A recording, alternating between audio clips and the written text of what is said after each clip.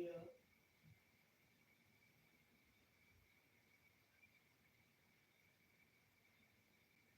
I had him on the side of the building, but loose, but he had bought his 2 week outside for him to walk. Uh,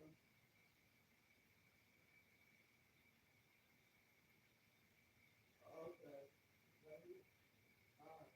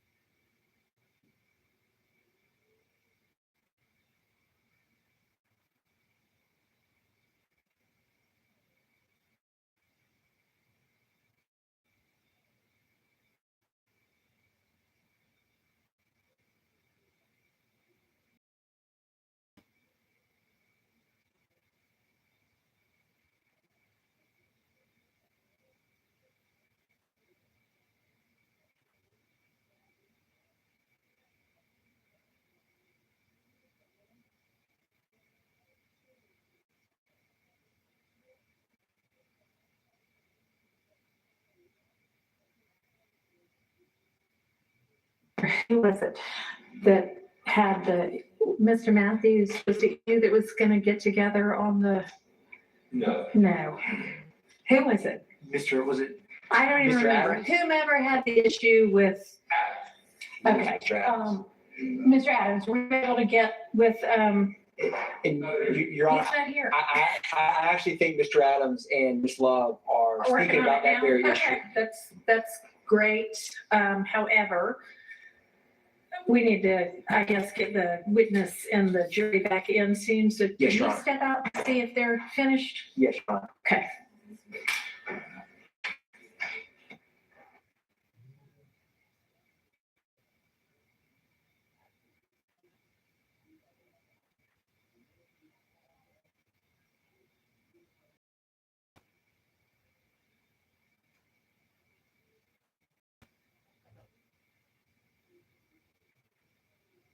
Also, he needs to bring up in the meantime. Okay. All right. Well, we'll just recess in place for a few minutes and give them a chance to get finished with that.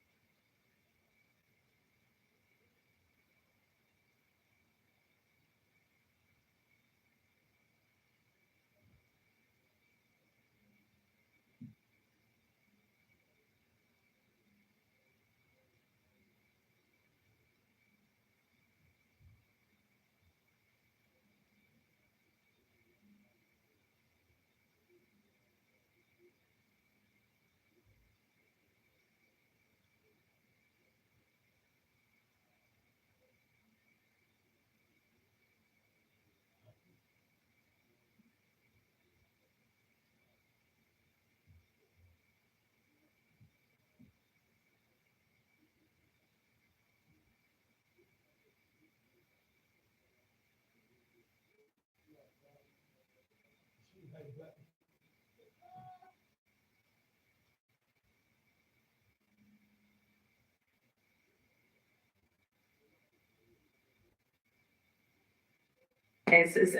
Is Dennis coming back at some other point in time? Or have you narrowed his testimony or his? I will double check. Okay. I believe he's coming back after this, but I'll obviously. Okay, well, I mean, it certainly would be fine with the court if y'all have determined that he'll only take 1 day instead of 3 or 4. I just was wondering. Yes, Your Honor. Okay.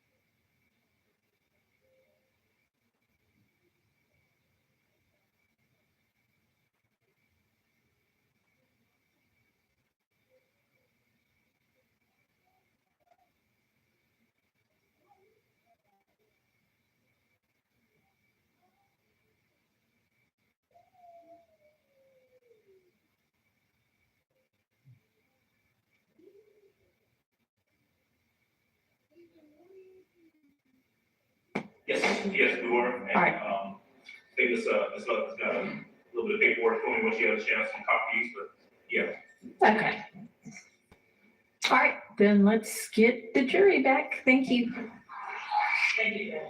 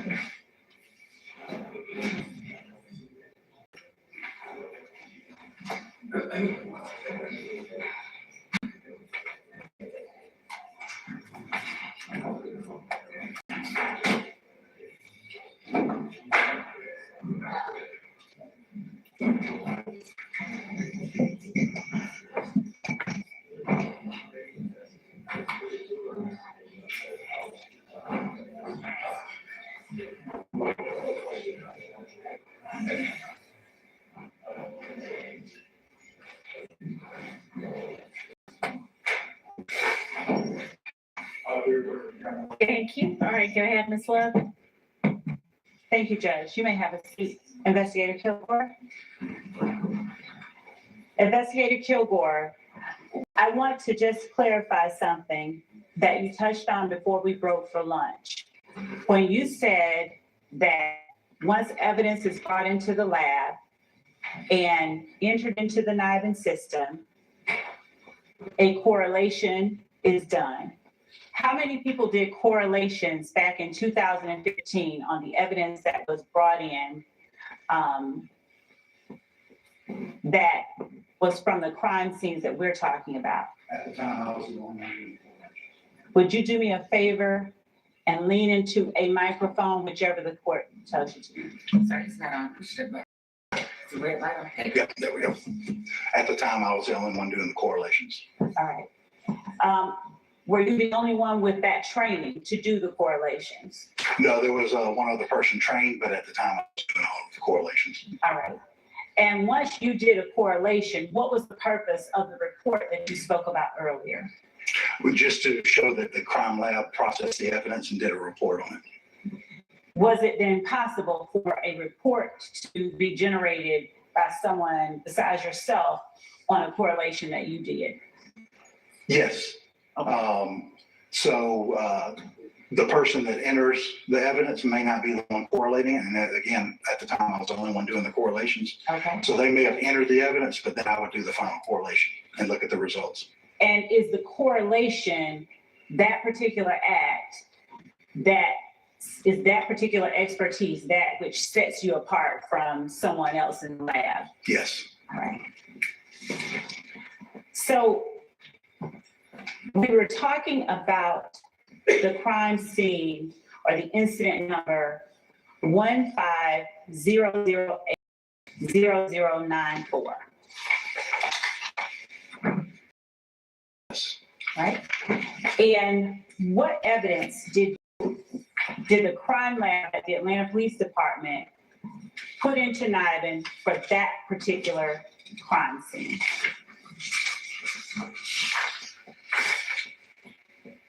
We received a package with 6 9mm cartridge cases. All right. And when you put those cartridge cases into Niven, were there any leads generated? Yes, there were. Okay. And what were the case numbers for the leads that were generated?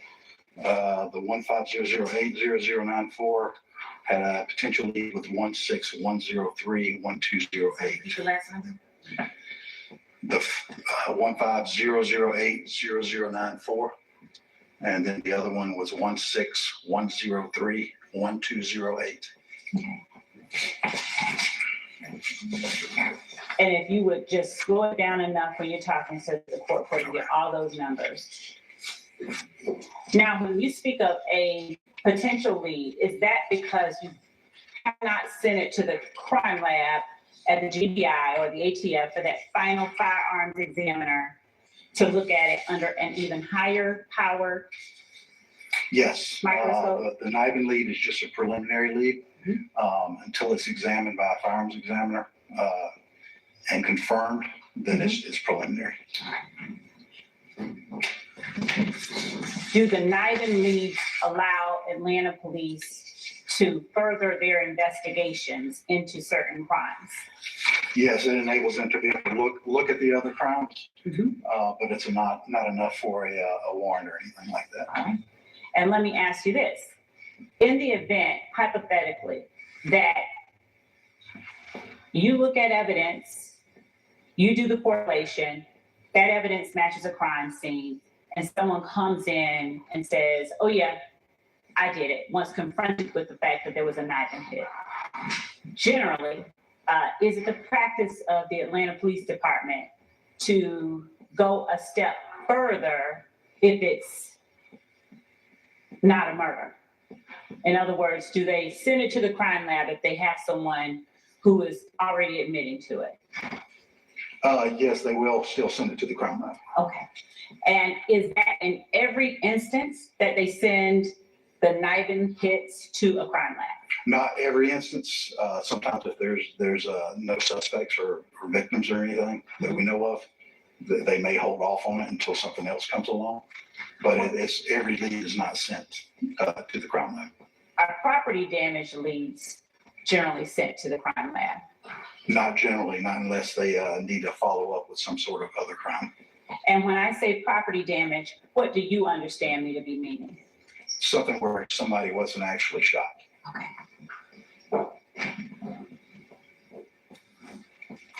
Do you have access to the incident reports at the time that you're doing your correlation? Yes, but we don't generally look at those. Why? Just to stay unbiased, So, not to involve ourselves with the crime itself. so you're with the Atlanta Police Department, but you don't want to involve yourself with the crime itself, you said? Correct. Okay. Do you not list on your reports, when you notify the officers, any information about the crime scene itself? No. Like a victim or a suspect? Well, if the victim or suspect, if we have that information, we'll include it on our crime lab report. Okay. But that's generally as far as we'll go with it. And what is the purpose of that information? Just have it in the report itself. On the report generated for 15, and this is for incident number 150080094. And I will label it, Your Honor, and I will not tender it, but I will label it and provide Mr. Adams the copy he requested. Okay. I will label it 570 Yankee, Mr. Adams. Okay. On that report is the victim Stacy Adams that's listed. Yes.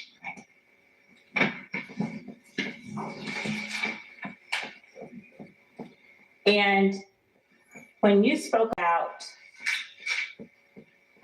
the potential leads to case number 161031208, would you tell the jury what it is that matched from one crime scene to another, or that produced a potential lead from Yes. one crime scene to the other? Yes, 161031208 was a CZ 9mm pistol, Mhm. serial number B180139, 15 9mm cartridges and a magazine. And 150080094 was 6 9mm cartridge cases. And again, you can't talk about what happened in incident 161031208 or the other one. I'm not familiar with the particulars. And Your Honor, just for the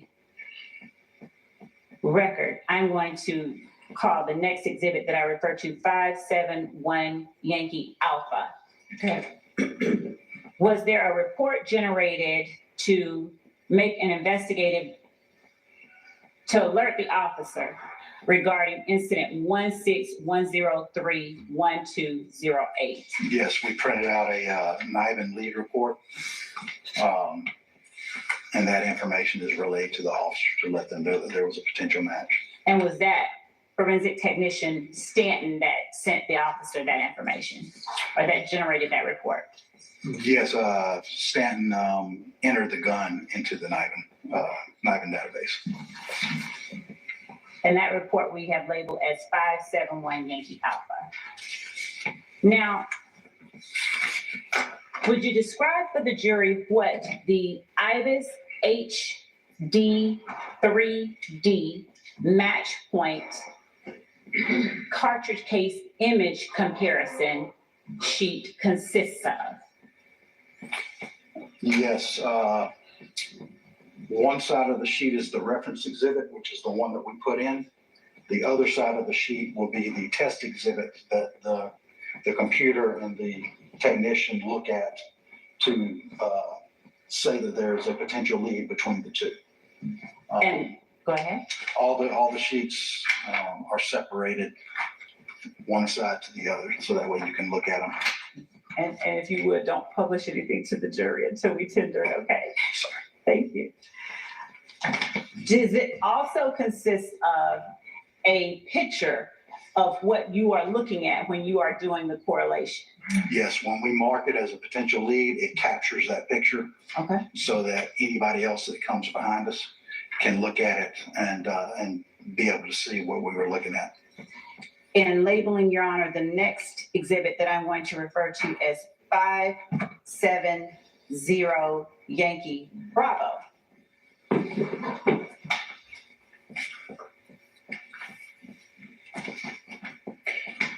Can I ask you a question, because Ms. Love, about you said 570 Yankee, and then you said 571 Yankee Alpha, and then 570 Yankee Bravo? Is that I right? misspoke. It should have been 570 Yankee Okay. Alpha. All right, I was wondering. My apologies. No problem. Mr. Adams. Thank you, Judge. Thank you. And 570 Yankee Bravo being that match point exhibit information with the cartridge sheet. What number did you assign to that? The 444 number, what does that mean? The 44 number is, as we were getting these leads, we created an Excel spreadsheet. Mhm. So that's the number, that was our 444th lead that we generated. So that's where that number's coming from. So we can go back to that spreadsheet and look for that number and be able to find them. And is that the lead generated for that year? That's the total number. Okay. All right.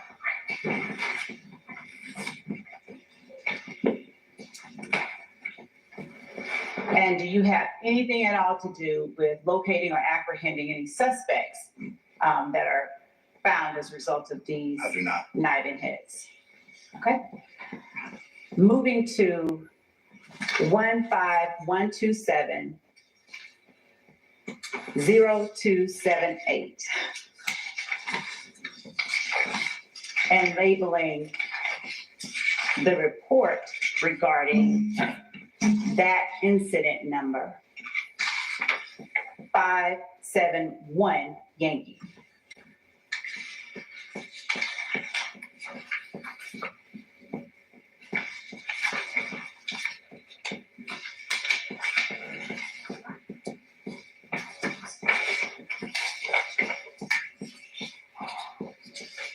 And for lead number 406 and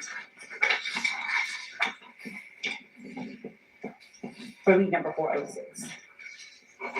Yes. All right.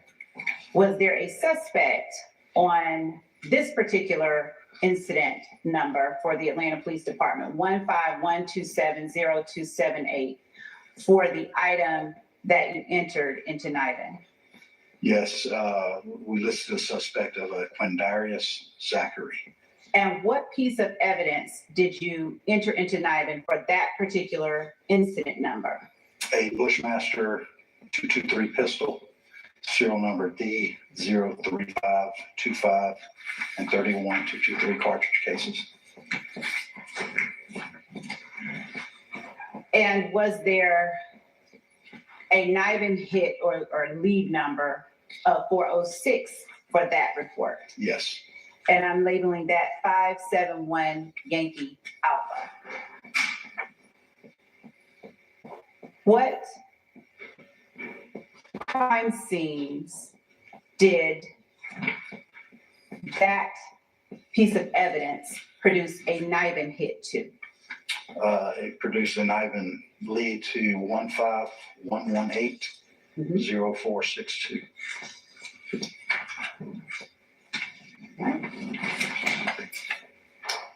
Did it produce a NIDA hit or lead for any other crime scene? Yes, we generated one other lead with that.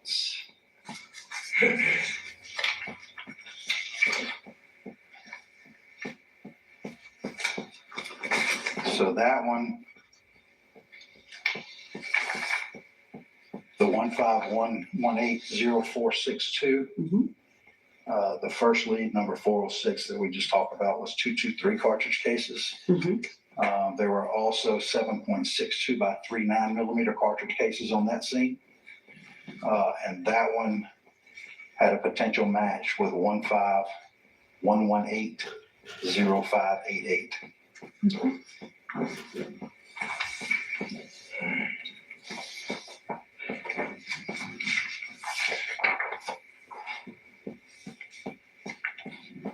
And momentarily, I'm going to ask you to put on the clipboard beside you this information to make it a little bit easier for the jury to understand and absorb, okay?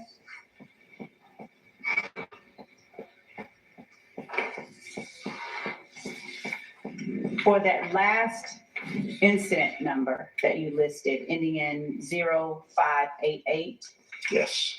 did you have either a suspect or a victim listed for that one?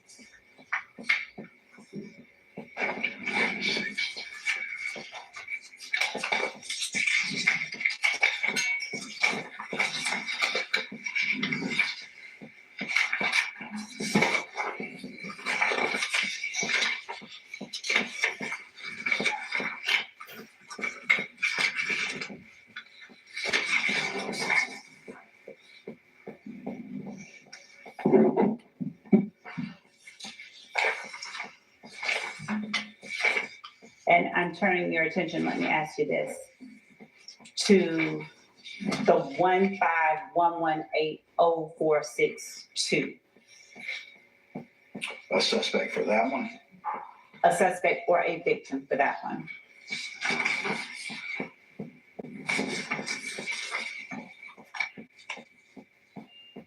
Yes, that one had a victim of a Denise Beal, B-E-I-L. Do typos ever happen when this information is being entered? Yes, sometimes the information's handwritten on envelopes, Okay. so we have to do as best we can with it. Your Honor, I am labeling the report for 151180462 as 572 Yankee.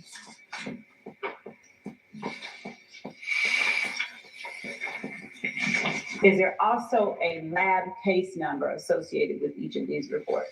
Yes, there is.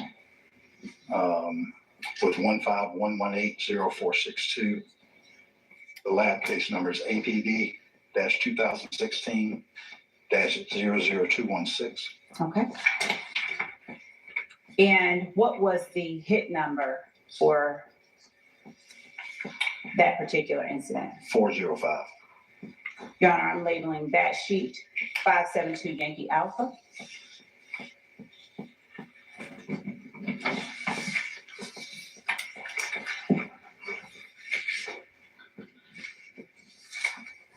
And turning your attention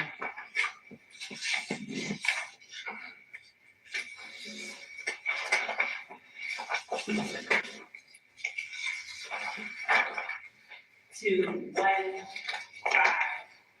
151180288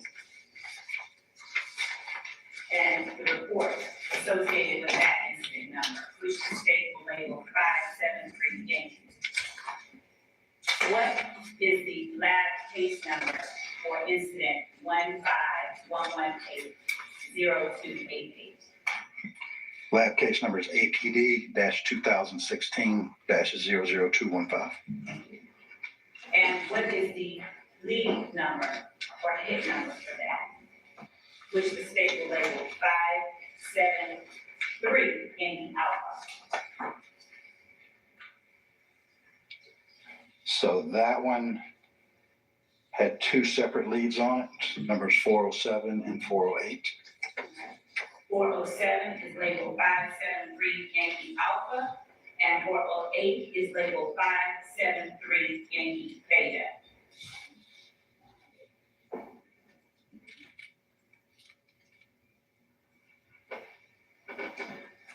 What pieces of evidence was it that you put into NIDA for that incident number, that APD incident number 151180288? So we received 7 10mm cartridge cases, 9 45 ACP cartridge cases, 14 40 cartridge cases, and 23 223 cartridge cases. So we entered one cartridge case from each of those groups. And which piece of evidence matched which particular incident number or gave a hit to which particular incident number? So number 407 was linked with 40 cartridge cases, and 408 was potentially linked with 45 ACP cartridge cases. And when you said 40 cartridge cases, did you mean the caliber? Or 40 caliber, yes. Now moving along to incident number 15254-0119, and the report for that incident, which the state was labeled 574 Yankee. Would you tell the jury what the lab case number is for that incident report? APD-2015-02723. And were there any potential leads for that particular report? Yes, let's see. Was that lead 355?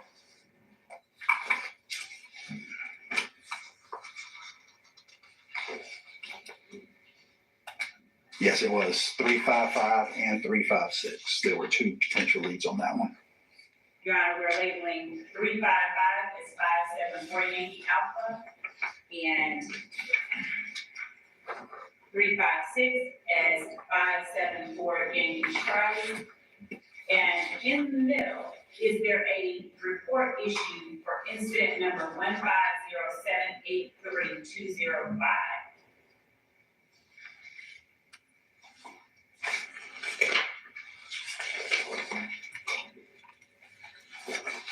Yes. 150783205, correct.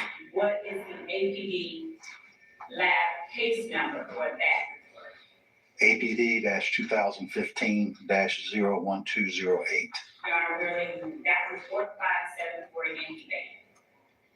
Would you please tell the jury what pieces of evidence were collected and matched or potentially matched to which incident number? We received 645 ACP cartridge cases and 340 cartridge cases.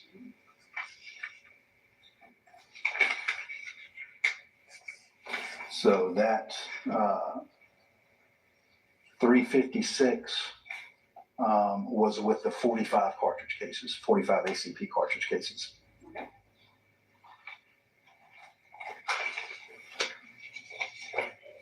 Did you also look at or receive evidence from incident numbers where there was not a knife hit or lead at the time that you did your correlation? Yes. For 15274-0150, which Your Honor, we had previously labeled the report 585 Yankee Alpha, that should be 575 Yankee. What was the APD case number or lab case number for incident 15274-0150? Lab case number was APD-2015-02795. And who were the suspects listed on that report? Diamante Kendricks and Martinez Arnold. And what was the evidence that was put into evidence for that report? We received a Smith & Wesson 40 pistol, serial number VJJ9110, and a Romarm 7.62 by 39 millimeter rifle, serial number AO-1820-82RO. And what was the date of the report that was generated regarding this evidence? The report date was 12/4/2015. And since 12/4/2015, have you received no additional information about this particular firearm? Not at this time. I have not received any potential leads or anything. And again, does that include ATF or just Atlanta Police Department? You've not gotten any? I haven't gotten anything from anyone.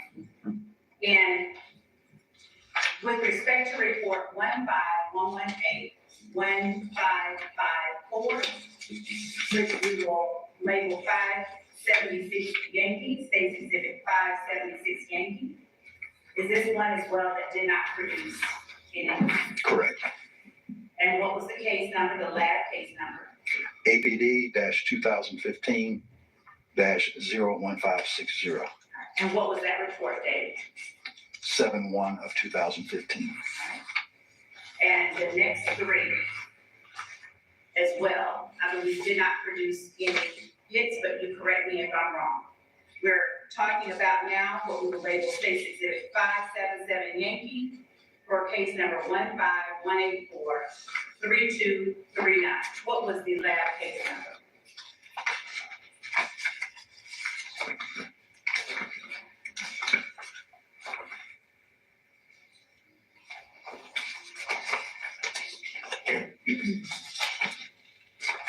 I'm not showing that in my stack. I'll approach and show you the, That was APD-2015-02043, and what was the report date? 11/4/2015.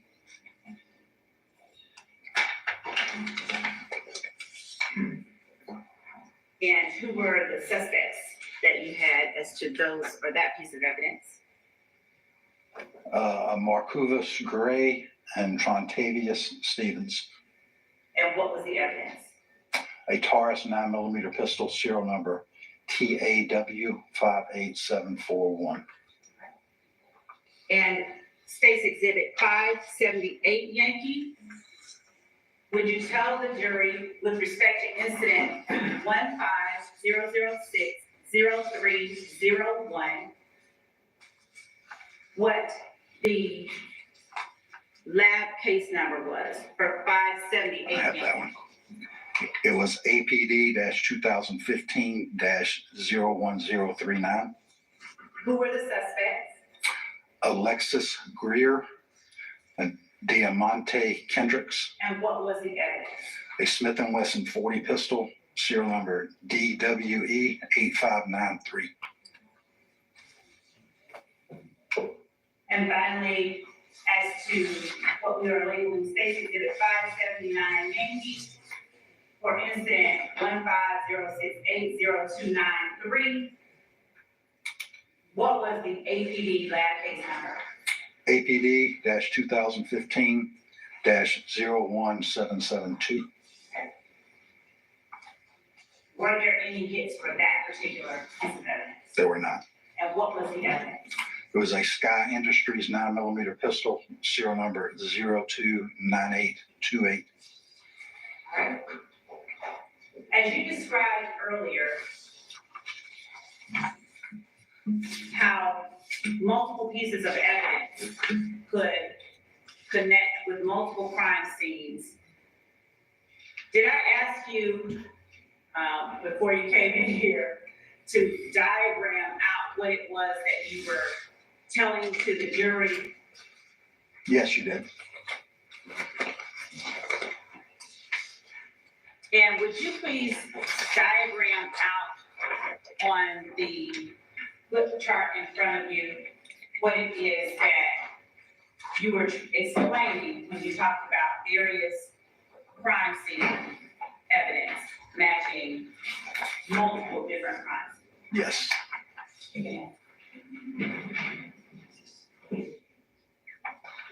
You can have. Thank you. Here.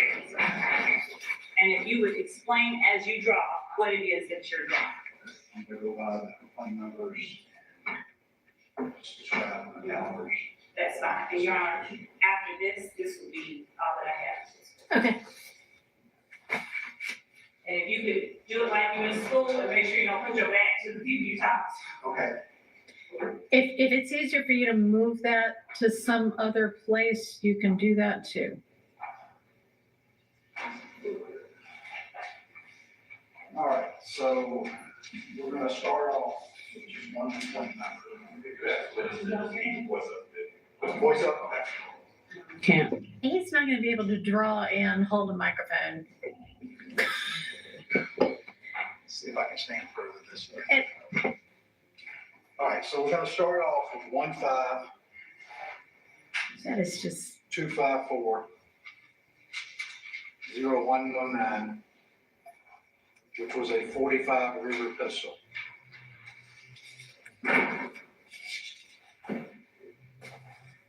So from that one, we got potential leads.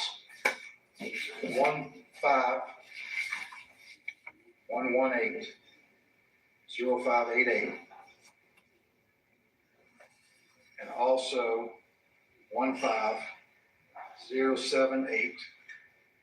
15078-3205. And what were those lead numbers? 355 and 356. Would you put them on there?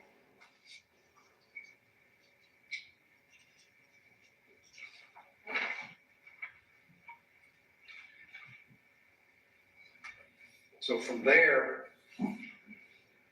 this case, 15118-0588, also had 7.62 by 39 cartridge cases.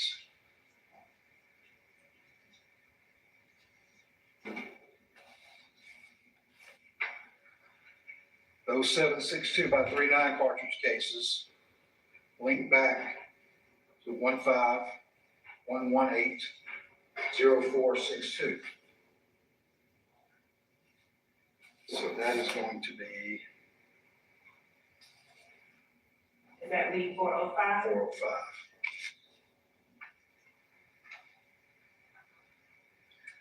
405. 0462 also had 223 cartridge cases. These were 7.62 by 39. And so that our record is clear, when you said these were 762 by 39, which APD incident report number are you talking about? 151180462 and 151180588. So the 151180462 were the 223s. It had a potential link with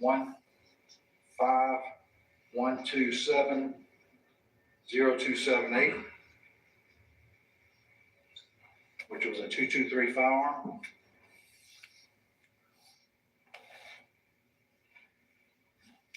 I have to excuse my writing.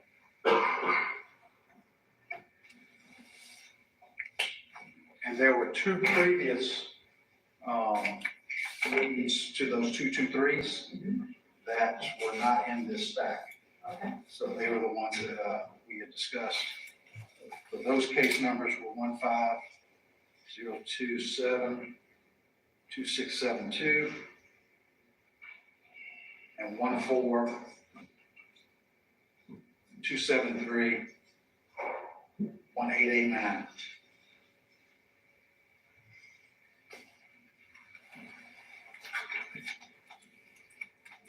That's all from that section for those particular cases. Okay. Now, the 16103, 1208 was a CZ 9mm pistol that had a potential link with 150080094. And what number was that? Was that B 444? 444.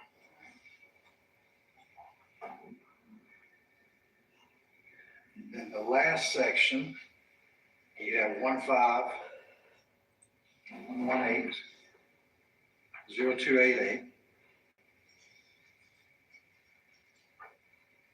There were 40 cartridge cases. That a potential match with 150192400. But 151180288 also had 0.45 ACP cartridge cases that had a potential lead with 150922269. And those were 407 and 408. And I'm going to give you what has been labeled as State's Exhibit 580 Yankee and ask you if 580 Yankee accurately reflects what you just drew. It does. And Your Honor, as a demonstrative, I'm tendering 580 Yankee. All right. That's admitted. No objection as a demonstrative.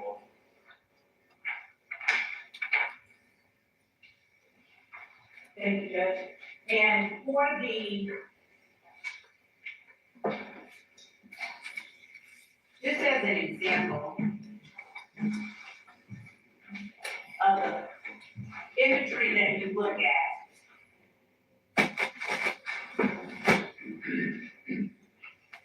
under the microscope.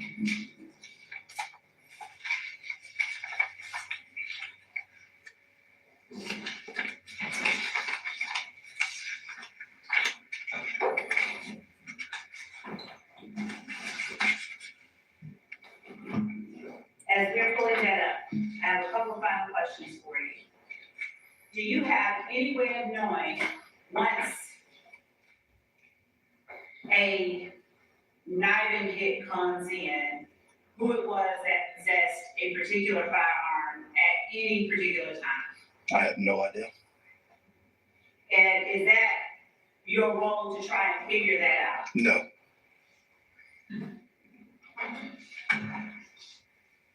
Your Honor, at this time, if there is no objection, we would tender the exhibits that we referenced with this witness. But if there is, we can refrain from doing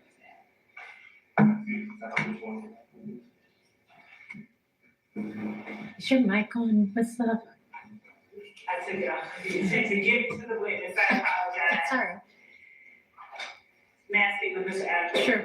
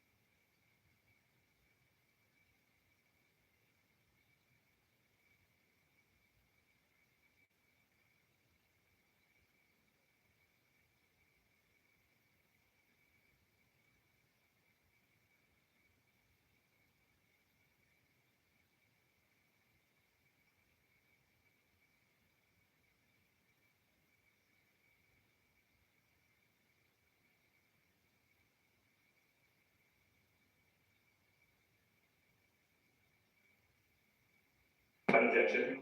Okay. I'm gonna object, as these reports as being cumulative of the witness's testimony, so he testified to the same matters as. Can I see, is it just like the one are they all essentially like the one I looked at before? Yes, Is there a response? Yes, Your Honor, a couple of things, you're getting the marked up ones that I'm letting Mr. Adams hold, but we're gonna give and tender clean copies of Sure. those. And as it relates to, the reports, in as much as they are reflective of the evidence that he, was performing the correlations for, I don't believe that especially when there's the picture, I don't believe that that is cumulative. It is representative. It's an illustration of the evidence and what he was actually looking at on the screen. So, So it seems like maybe, I don't know, these reports might be one thing, and then the things like the whole list of what gets looked at yes, Your Honor, in the picture might be another. I understand. So what we will do then is tender the IBIS track sheets that have the evidence to be examined All right, and so, not the reports. okay. So you've got 3 pages for each particular, item. I don't know, do you? Some of them are in a little bit of a Right, challenging order, but, 3 particular items. okay, You got the report, you got the. Right. okay. So we not have any objection to the Ibis in the photograph? photograph. The obvious, I would add to my objection that it contains hearsay, to the extent that it has, findings and entries on there, I believe. It has, I'm sorry, what? Findings and entries, information on there that is from someone else as opposed to, just Mr. Kilgore. So I object to the report, to the IBIS, but not to the photograph. Any response, Ms. Love? Yes, Your Honor. The correlation was done by Investigator Kilgore. The photograph is reflective of the evidence that is listed on the IBIS track report. And in as much as one sort of describes the other, we would ask that both be admitted and they are not hearsay. Can I ask you a question? Investigator Kilgore, the things on the IBIS track that are like the firing pin outline and inner and outer outlines, is that something that a human being puts in, or is that something that the IBIS, whatever it, or the NIBIN and IBIS generate after evaluating on their own? as supercomputers or whatever. The firing pin outline and the breech face outline and all that, when the computer is taking the images, it has they have circles that And go then on there. spitting out that information. So when it takes the picture, it's measuring the diameter of the primer, the diameter of the firing pin impression. So that's the measurement that the computer does, so it's Okay. automatically generated. I'm gonna overrule the hearsay objection then. So not the reports, but the, pictures in the IBIS, those documents, are admitted over hearsay objection. All right, I'm gonna hand all these back and y'all can sort out what actually goes in. Sure. All right, is there cross? All right.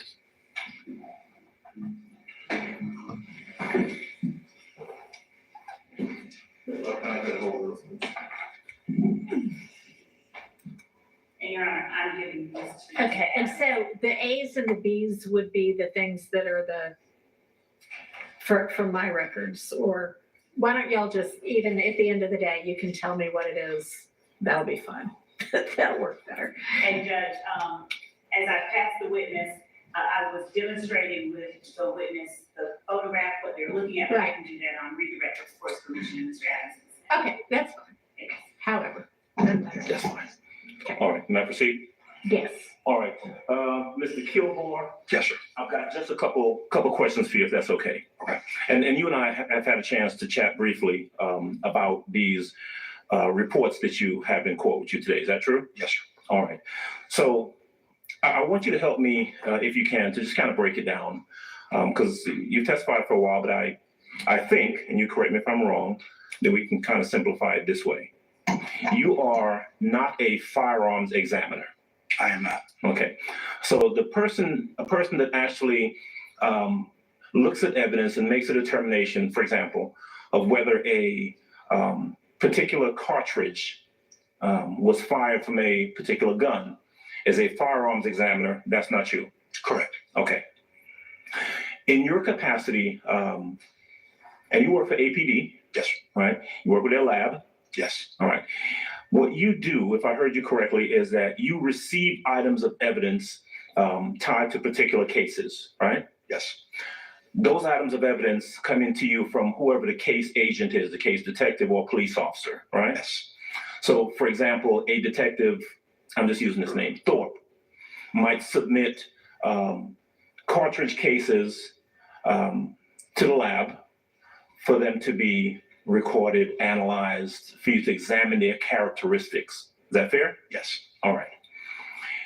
You were asked on direct examination, okay, who's the suspect? What's the suspect name or the victim name or something like that? You remember those questions? yes, That's not something that you do. You don't make a determination as to who a potential suspect is or who a potential victim is in a particular case that comes to you, right? No, we only record what comes in the packaging or a submission form. If it has that, we just record what's there. Okay.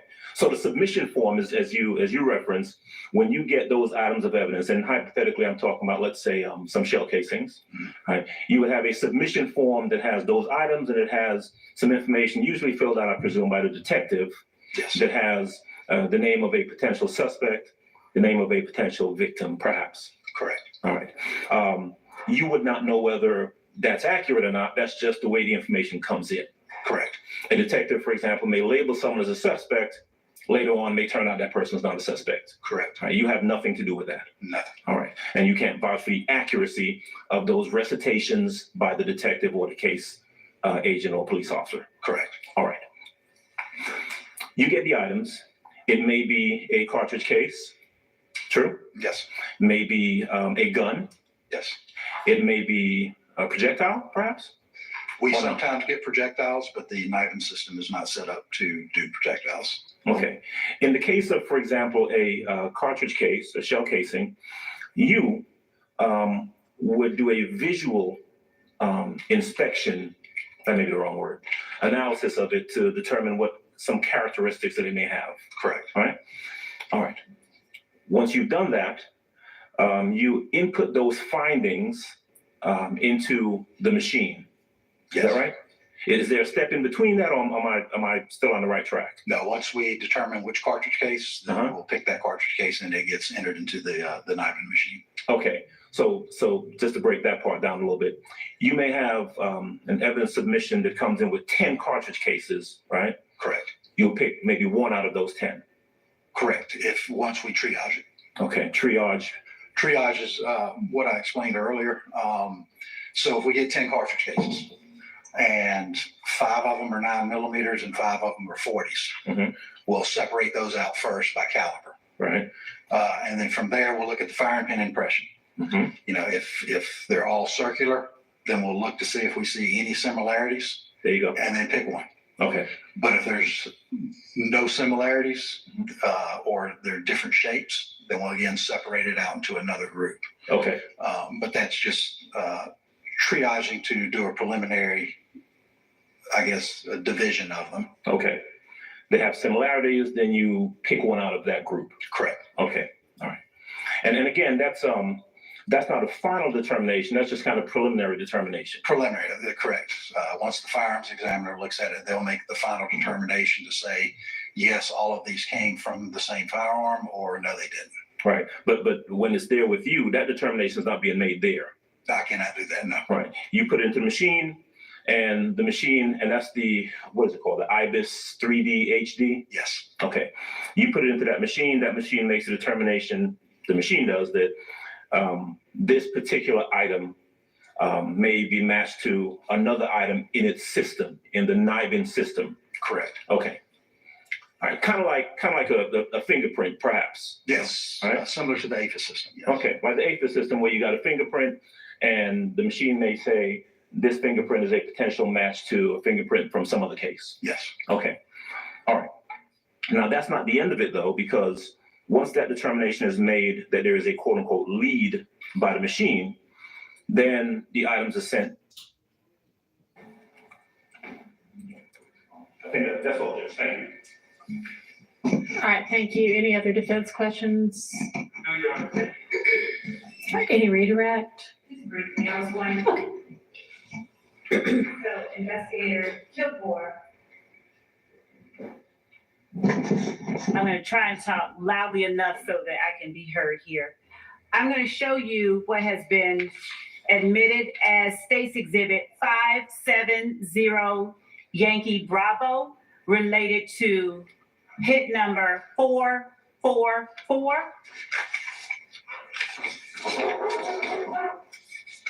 And ask you, once this has come on the screen, if you will describe for the jury what information it is that you are looking at to perform the correlation you talked about earlier.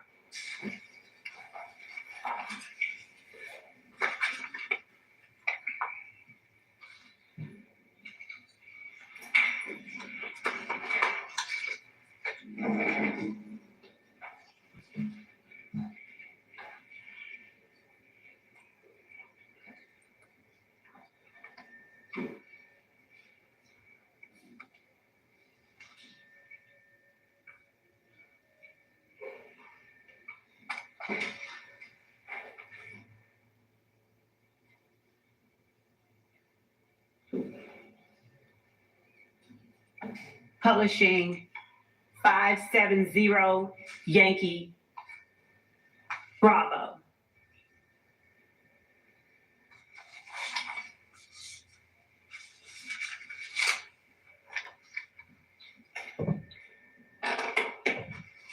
As we look at 570 Yankee Bravo on the screen, would you describe for the jury what the information is that we are looking at?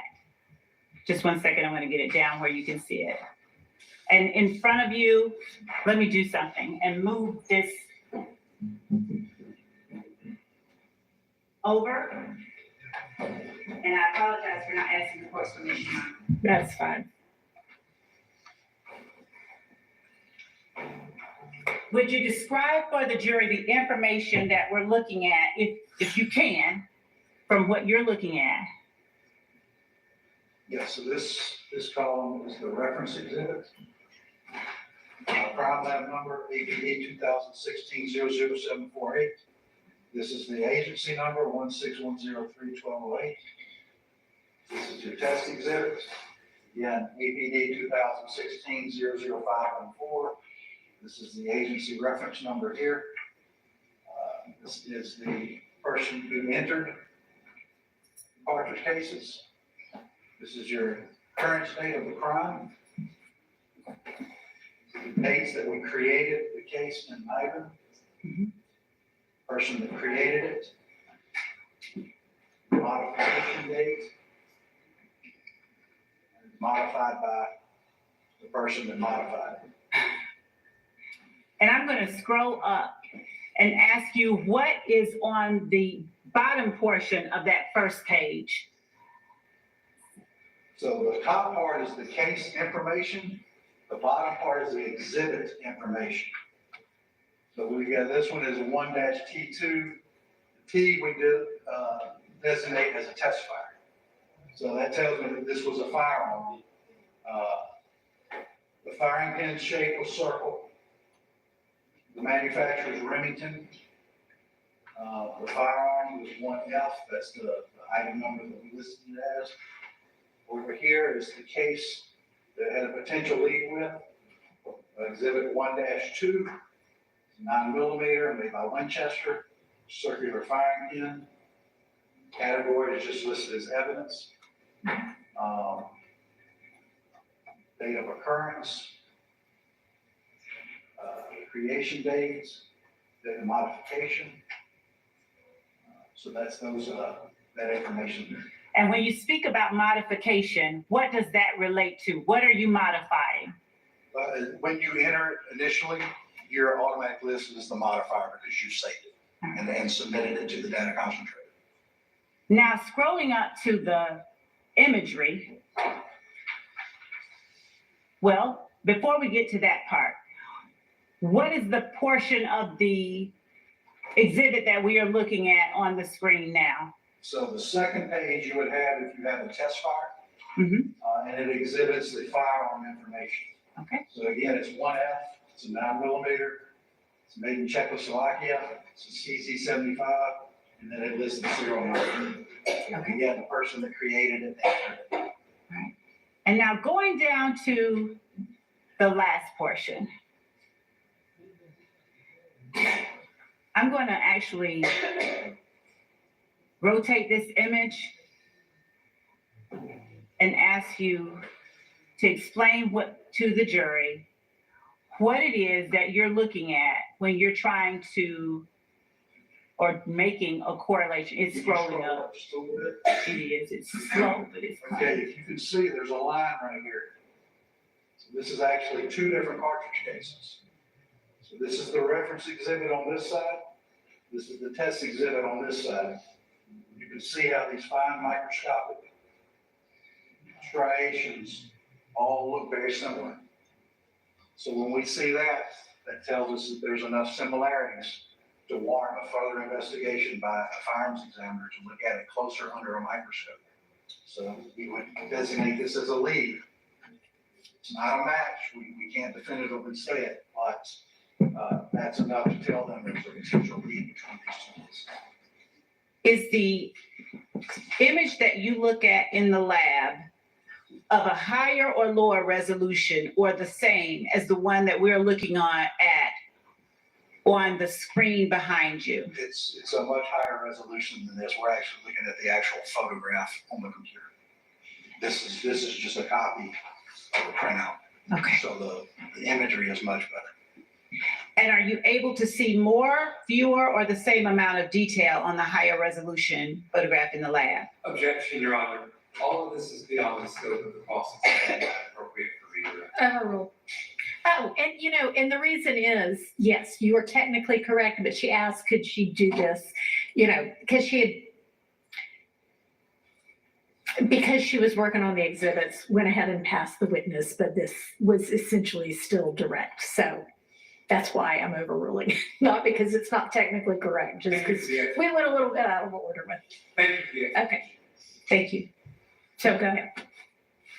You may go ahead. What were you saying with respect to the level of detail that you were able to see on the lab. Is the level of detail that you're able to see in your laboratory higher, lower, or about the same as what we are looking at on the screen? It can be higher because, this is just the HD part of it and 3D, but they also have a way that you can add color to it. Mhm. And you can manipulate these because it's a 3D image. You can move them in and out, and you can also enlarge it so you can see it better. When you say manipulate, are you changing the evidence in any way when you look at it? I change it when I say manipulate because it's a 3D image. You can turn them to get the lighting right so that you can see it better. Okay. And does that allow you to see striations and similarities even better or the same? It depends on the cartridge case. Okay. Everyone's different. All right. Thank you. And thank you, Judge. Thank you all. That's all that I have. Anybody have any follow-up from, okay. All right, then I think that we are finished with you and you may be excused. Thank you, Your Honor. And we're gonna take a break right now. I know it's earlier than we normally do, but we're gonna break now. All right, so Jerry.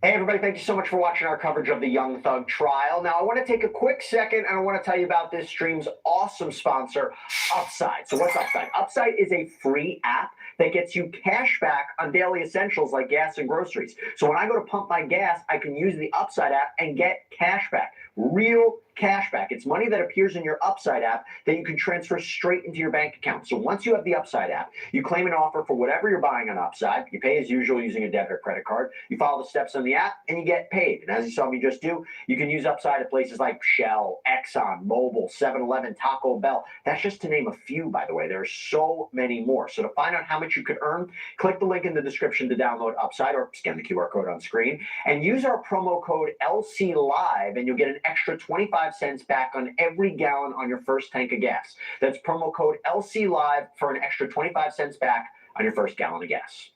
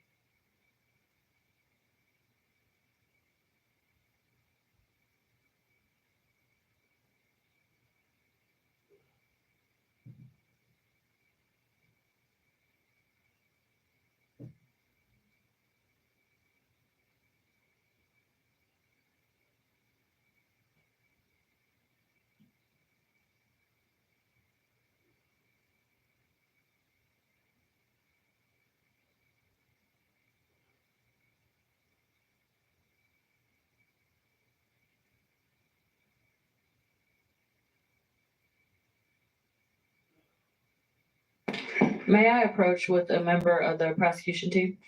Thank you.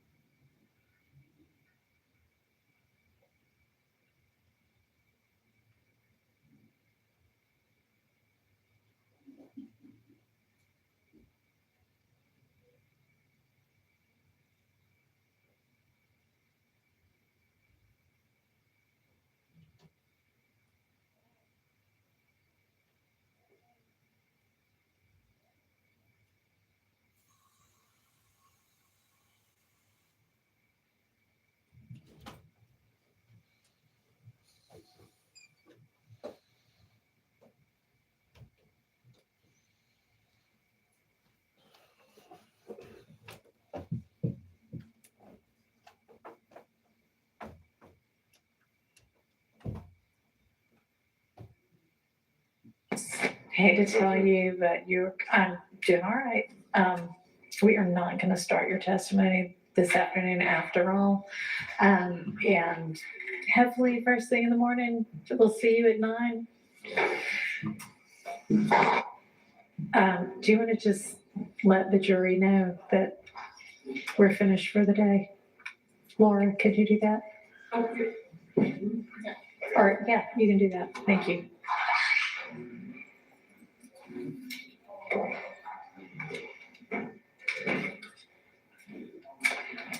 All right, so we are finished with trial testimony for the day. I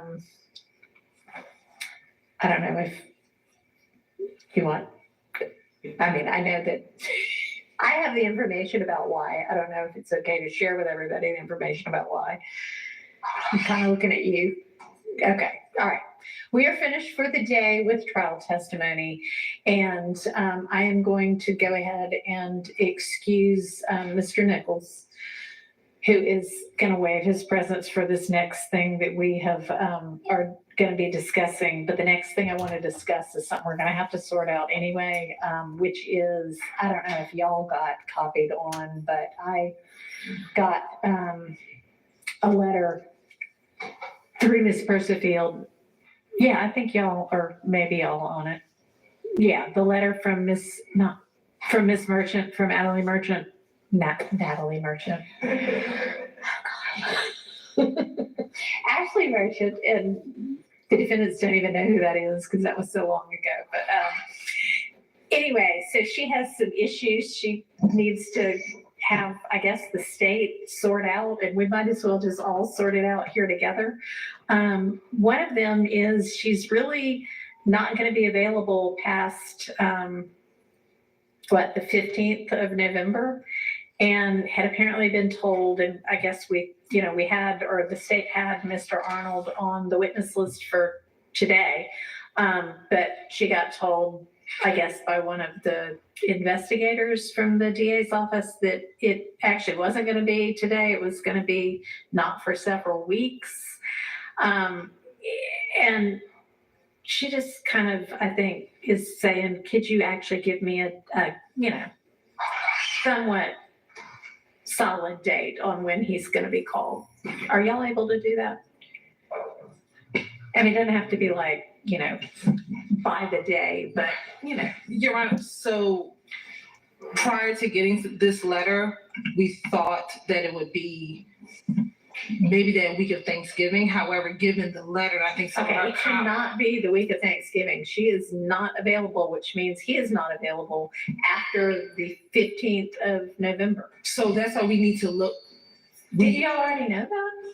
No, I don't think we knew about what she put in this letter. So we had some dates, I believe, up until October, like these last few weeks, nothing in November. I don't feel, and I haven't been the one primarily speaking with her, but my understanding is we knew dates up until the end of October, nothing until November, until this Okay, letter. well, So we now now know that if y'all don't have him testify before November 15th, it's not really gonna happen. okay, so now that we know that, we can, if you give us a tomorrow, I think we can decide. All right, and then with regard to, I don't know if y'all read it yet, but she's wanting to be fairly clear that if the state intends to ask him anything other than the wording on his guilty plea, there's gonna need to be a immunity order. Yes, Your Honor, she made us aware. Don't want to talk about this when the jury room door is open. Okay, go ahead. Yeah, she didn't make us aware of that, and so that is a part of our consideration Okay, if we so decide to ask anything Let's outside. get that all, wrapped up well in advance, because it sounds like she's gonna probably want to come in here, maybe with Mr. Arnold, maybe without, I don't know, but get sort of, I don't know, some kind of, you'll see if you can nail it down without the court's input and just present me with an order. But if not, then I don't want to wait until the last minute. And I would, she has asked for at least a week's notice, which I don't think is unreasonable. Yes, and we plan on doing that. Okay. All right. Well, and Mr. Nichols is still here, so you got to hear all of that too. So I guess we'll just end early today. Okay. Much to my chagrin. All right, see everybody at, why don't we all plan to get here at 8:45. You're out. All right.